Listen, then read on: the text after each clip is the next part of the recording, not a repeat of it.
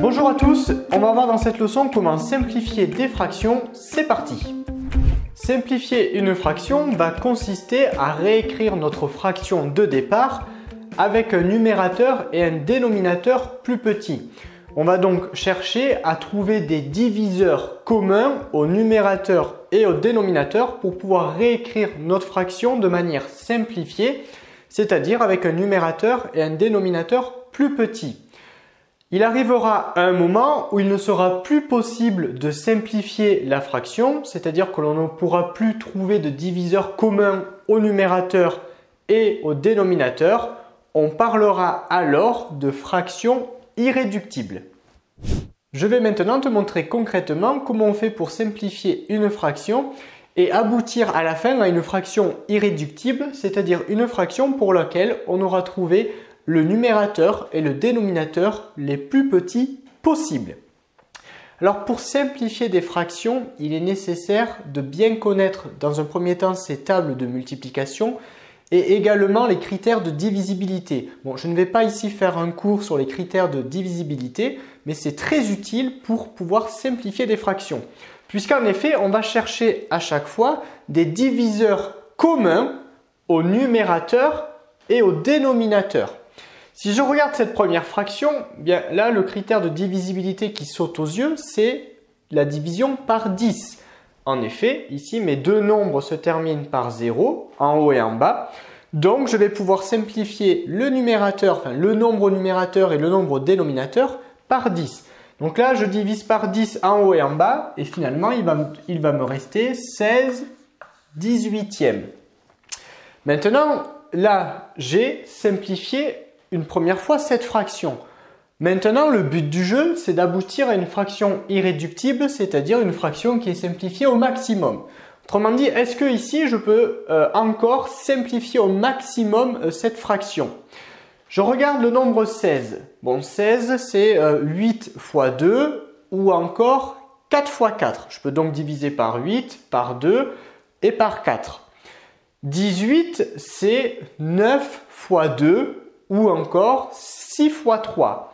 Donc là, par quoi je peux diviser en haut et en bas? Donc, quel est le diviseur commun que je peux encore appliquer au numérateur et au dénominateur? Eh bien là, je peux diviser par 2. Je peux diviser 16 par 2 et 18 par 2. Je vais donc obtenir, donc si je divise par 2 ici en haut, je vais donc avoir 8. Et si je divise par 2 en bas, j'aurai donc 9. J'obtiens une nouvelle fraction simplifiée, 8 neuvièmes. Et on se pose toujours la question, est-ce que je ne peux pas la simplifier encore plus? Bien, 8, maintenant, ce n'est plus que dans la table de 4 ou de 2, c'est 2 fois 4. Mais pour pouvoir simplifier 8 par 2 ou 4, il faut que je puisse simplifier 9 par 2 ou 4, puisqu'on cherche à chaque fois des diviseurs communs. 9, je ne peux pas le diviser par 2 ou par 4. Donc là, eh bien, j'ai trouvé ma fraction irréductible. Autrement dit, je ne peux plus simplifier cette fraction. Il n'y a plus de diviseur commun au numérateur et au dénominateur. Donc là, j'ai bien simplifié cette fraction au maximum et j'ai obtenu ici une fraction irréductible. Allez, on continue avec un deuxième exemple pour lequel on va donc simplifier la fraction 42/48e. Donc après, voilà, il faut être à l'aise avec les tables de multiplication et les critères de divisibilité. Bon, 42, je sais que c'est dans la table de 6 et de 7, c'est 6 fois 7.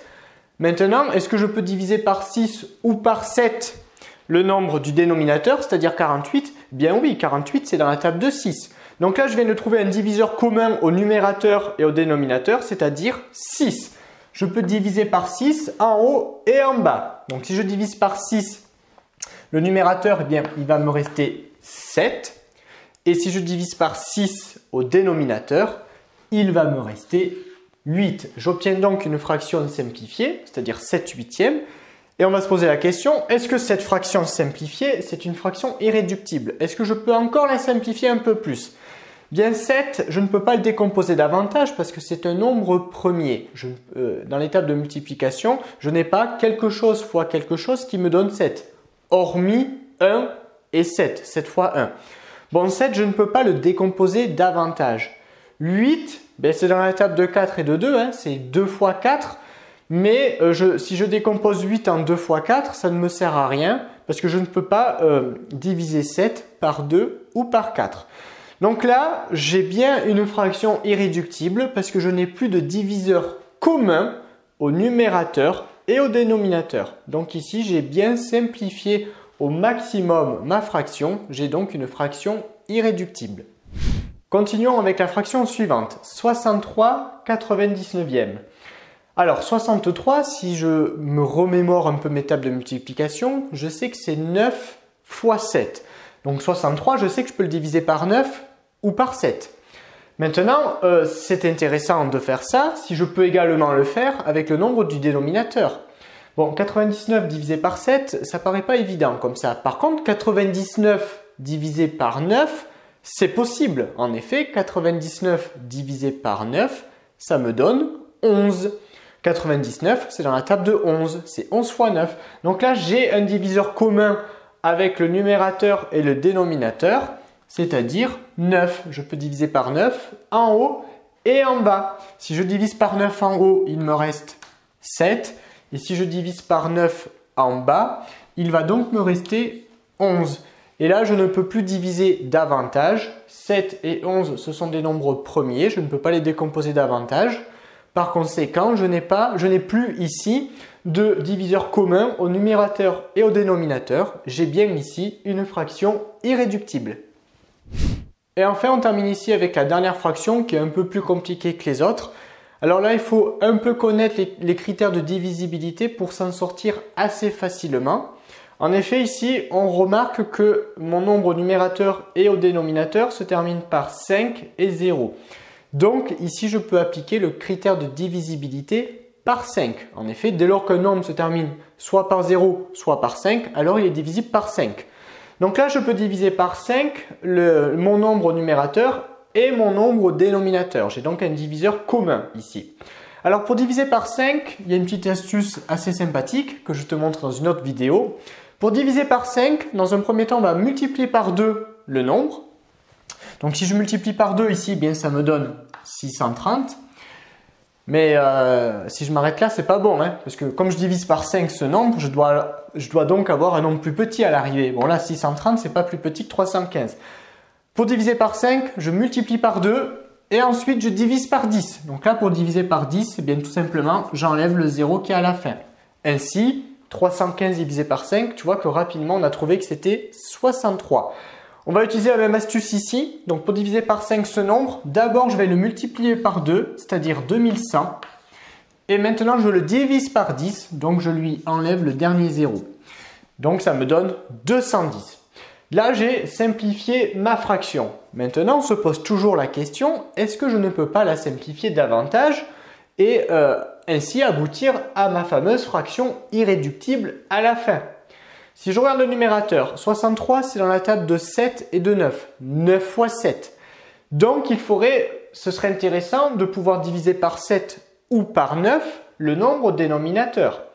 Bon là si on est à l'aise avec les tables de multiplication, on peut constater la chose suivante. C'est que là je lis 210, mais si je cache le 0, j'ai donc 21. Est-ce que 21 c'est dans la table de 7 ou de 9? Bien oui, 21 c'est dans la table de 7. C'est 7 fois 3. Sauf que je n'ai pas 21 ici, j'ai 210. Donc au lieu de faire 7 fois 3, bien pour avoir 210, on va faire 7 fois 30. Ainsi, je vais donc pouvoir diviser par 7 le numérateur et le dénominateur. J'ai donc ici un diviseur commun. Donc on divise par 7 le numérateur, il me reste donc 9.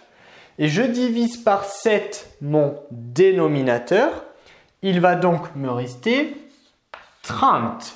D'accord? Donc là, je viens à nouveau de simplifier ma fraction. Mais on se pose toujours la question, est-ce que je ne peux pas la simplifier davantage? 9, c'est dans la table de 3. 3 fois 3. Est-ce que 30, c'est dans la table de 3? Eh bien oui, 3 fois 10. Donc je peux encore ici diviser par 3 le numérateur et le dénominateur. Je divise par 3, 9 divisé par 3, 3, 30 divisé par 3, 10. J'obtiens une nouvelle fraction, 3 dixièmes. Est-ce que je peux la simplifier davantage? Bien, en haut, j'ai 3, c'est un nombre au premier, je ne peux pas le décomposer davantage. 10, c'est dans la table de 5 et de 2. Mais bon, ce n'est pas intéressant ici parce que 5 fois 2, je peux diviser par 5 et par 2. Mais 3, je ne peux pas le diviser par 5 et par 2. Donc là, je n'ai plus de diviseur commun au numérateur et au dénominateur. Je ne peux plus simplifier cette fraction. J'ai donc ici ma fraction irréductible. Donc tu vois qu'au départ, on était parti avec la fraction 315 sur 1050 et à la fin, on aboutit à une fraction, on va dire, qui est un peu plus digeste, mais on n'oublie pas que ces deux fractions, elles sont égales. Hein. Simplifier une fraction, c'est trouver une nouvelle fraction qui est égale à la précédente, mais avec un numérateur et un dénominateur plus petit. Donc cette fraction, elle est un peu plus digeste à lire et à se représenter que celle-ci. Donc là, c'est terminé, 3 dixièmes. J'ai fini de simplifier au maximum ma fraction de départ. 3 dixièmes, c'est une fraction irréductible. Cette leçon est désormais terminée. Abonne-toi à la chaîne pour ne rater aucune de nos prochaines vidéos. Et on te dit à très vite dans une autre leçon de Petit Savant.